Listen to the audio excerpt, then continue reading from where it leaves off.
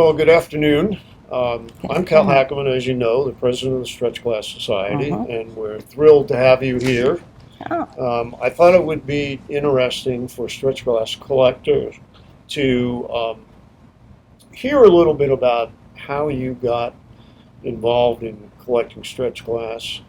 Maybe tell our readers a little bit, first of all, about who you are and how you got interested in collecting stretch, and then we'll kind of go from there. So, Kitty. okay.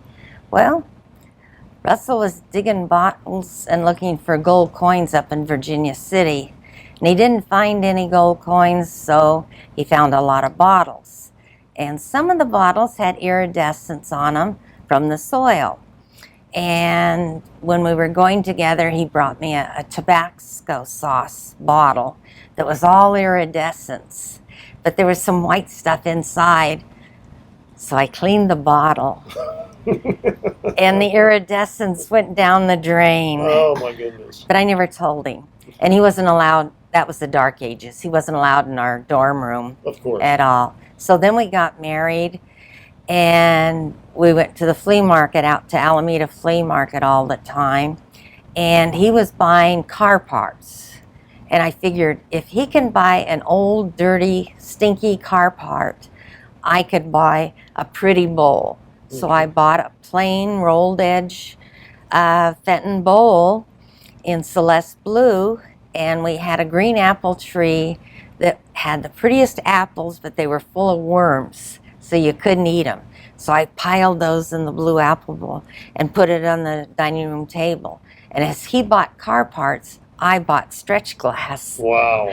on there, not knowing. And people says, "Oh, that's Tiffany glass," and all different kinds. Oh, Tiffany glass for $5. I gotta go back and let's buy more and more and more. And then I decided if I can buy all of this Tiffany glass for $5 a piece, there's something wrong.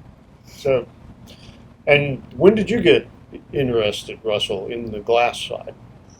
Well, the glass side, I've always been interested in glass, and I've worked with glass. I was a chemist in a chemist lab, and we have to sometimes make our own glass equipment. Mm-hmm. So I always worked with glass, and when I worked for Chevron, it was rather fascinating to go out to the glass shop, as we call it, and they made the scientific glass. And then when I got into school, like she said, I would go up to Virginia City to dig, and we got a lot of bottles. We didn't get gold coins, got no coins. So we got a lot of bottles, and like she said, I gave her one. And after we got married, she said, "Well, my dad's got an old mine down here, and it's really old, and there's probably a lot of old bottles." So I'd go out with her dad, and we did. We found a lot of bottles. Sometimes we'd dig, and when you dig into some of these trash pits, better known as outhouses, the alkali soil that they were buried in will tend to etch the glass and give you this iridescent Right. surface. Right. And we'd go out on the dry lake beds too, same thing. Mm-hmm. So after we moved to California, we got interested in more than just the bottles. Like she said, we'd see the glass, and I'd be looking for pretty glass for her. And about that time, we met people who collected carnival glass. Didn't know anything about the stretch glass, Okay. and we had collected quite a lot of iridescent, pretty glass, and kind of sorted that out.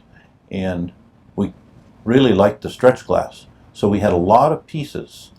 And one of our friends in our bottle club was also the author and producer of books, better known as Jim Beam Bottle Books. Uh-huh. And he said, "Gee, you got a lot of this stuff.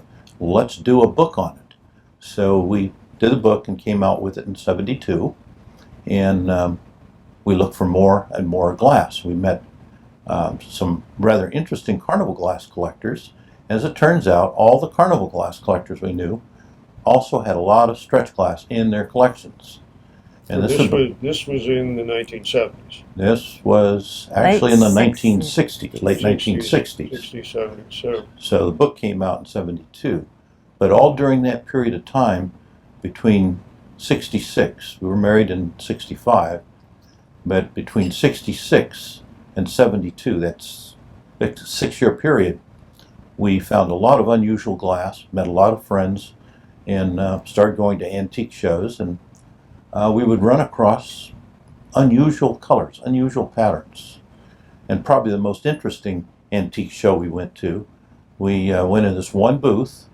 It was one of these high-end antique shows where silver, china, fancy stuff. And he had a beautiful piece of stretch glass I wanted to go take a look at. Kitty walked in there with me, and the dealer says, young lady, please step out of the booth and go back and get your mother. They don't do that to me anymore.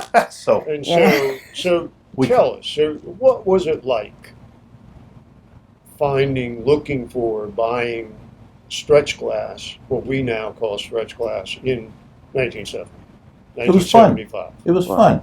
Even in the 60s, Even in the we had the Antique Trader, and it came every Thursday to the West Coast, Mm-hmm. and the people on the East Coast usually got it on Tuesday or Wednesday. Yes, we did.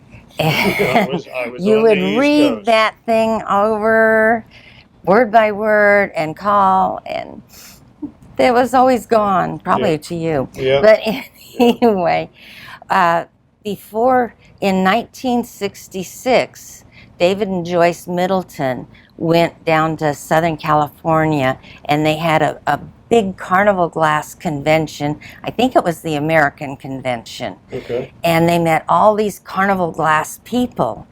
And they said, wow, we got to start a carnival glass club, because we saw David and Joyce, we saw Don Moore, and a number of other people out at the flea market every single week Okay. on there.